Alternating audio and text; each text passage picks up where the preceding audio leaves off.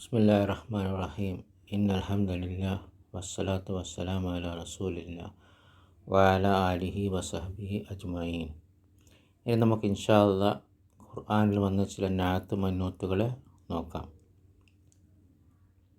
ആദ്യത്തെ ആയത്ത് അഊദു ബില്ലാഹി മിനശ് ശൈത്വാനിർ റജീം. ബിസ്മില്ലാഹിർ റഹ്മാനിർ റഹീം. ഖദ് ജാഅകും മിനല്ലാഹി നൂറുൻ വ കിതാബും മുബീൻ.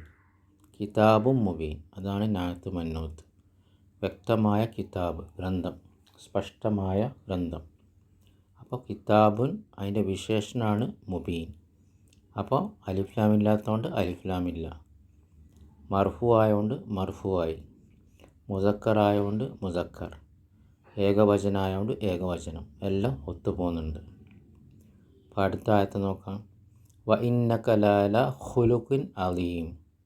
മഹത്തായ ഒരു സ്വഭാവ ഗുണം ഉള്ള എന്നാണ് ഇതിൻ്റെ അർത്ഥം. ഖുലുഖിൻ അദീം. ഖുലുഖ് എന്ന് പറഞ്ഞാൽ സ്വഭാവം, അദീം എന്ന് പറഞ്ഞാൽ മഹത്തായ. അപ്പോൾ ഖുലുഖിൻ മജ്റൂറായതുകൊണ്ട് അദീമുനും മജ്റൂറായി. ഇതെന്തുകൊണ്ട് മജ്റൂറായെന്ന് നമ്മൾ ഇൻഷാ അല്ലാഹ് പിന്നെ പഠിക്കും. പിന്നെ ഏകവചനമാണ് ഖുലുഖിൻ, അപ്പോൾ നായത്തും ഏകവചനം. ആ സ്വഭാവത്തിൻ്റെ വിശേഷണമാണ് അദീം, മഹത്തായ.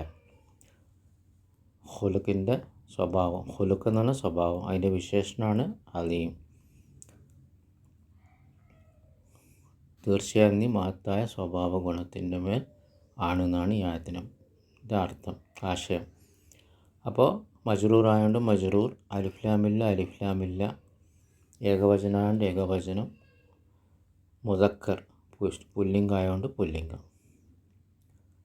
അടുത്ത നോക്കൂ. വജാഅഹും റസൂലുൻ കരീം. മാന്യനായ ഒരു ദൂതൻ. അവർക്ക് വന്നു മാന്യനായൊരു ദൂതൻ. അപ്പോൾ റസൂലുൻ കരീം അതാണ് നാത്ത് മന്നൂത്ത്. അപ്പോൾ റസൂലിനെ വിശേഷിപ്പിക്കുകയാണ് കരീം, മാന്യനായ. അപ്പോൾ മർഫു ആകുമ്പോൾ മർഫു, അലിഫ്ലാമില്ല അലിഫ്ലാമില്ല രണ്ടിനും.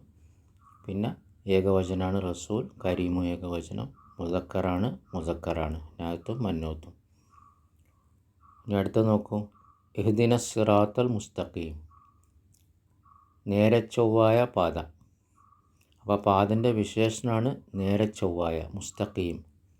ഇതെന്തുകൊണ്ട് മൻസൂബായി ഫതഹത്തായ എന്നുള്ളത് നമ്മൾ ഇൻഷാ അല്ലാഹ് പിന്നെ പഠിക്കും. അപ്പോൾ ഫതഹത്തായതുകൊണ്ട് മന്നൂത്ത്, ഫതഹത്തായതുകൊണ്ട് നാത്തും ഫതഹത്ത്, അലിഫ്ലാം ഇട്ടുകൊണ്ട് അലിഫ്ലാം, ഏകവചനമായതുകൊണ്ട് ഏകവചനം, മുസക്കറായതുകൊണ്ട് മുസക്കർ.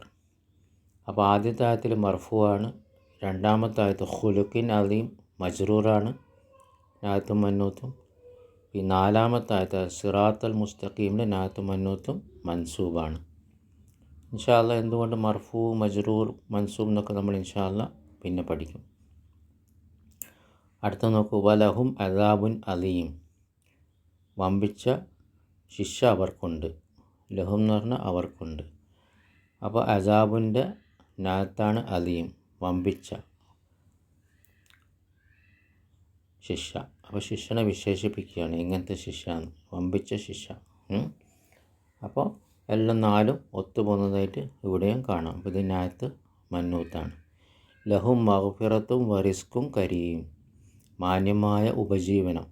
റിസ്കുൻ കരീം എന്ന് പറഞ്ഞാൽ മാന്യമായ ഉപജീവനം. അപ്പോൾ മന്നൂത്ത് മർഫു ആയതുകൊണ്ട് നാത്തും മർഫു, അലിഫ്ലാമില്ല അലിഫ്ലാമില്ല, മുസക്കറായതുകൊണ്ട് മുസക്കർ, ഏകവചനമായതുകൊണ്ട് ഏകവചനം. അടുത്ത നോക്കൂ. നസ്റും മിനല്ലാഹി വ ഫത്ഹുൻ കരീം.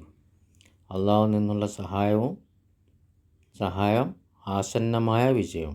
ആ ഫത്ഹ് വിജയത്തിൻ്റെ വിശേഷണമാണ് കരീം, ആസന്നമായ. അപ്പോൾ എല്ലാം ഒത്തുപോകുന്നതായിട്ട് കാണാം. അലിഫ്ലാമില്ലാത്തതുകൊണ്ട് അലിഫ്ലാമില്ല, മർഫു ആയതുകൊണ്ട് മർഫു, മുസക്കറായതുകൊണ്ട് മുസക്കർ, ഏകവചനമായതുകൊണ്ട് ഏകവചനം. അപ്പോൾ ഇതാണ് ഖുർആനിൽ വന്ന ചില നാത്ത് മന്നൂത്തുകൾ. ബാറക്കല്ലാഹു ഫീക്കും.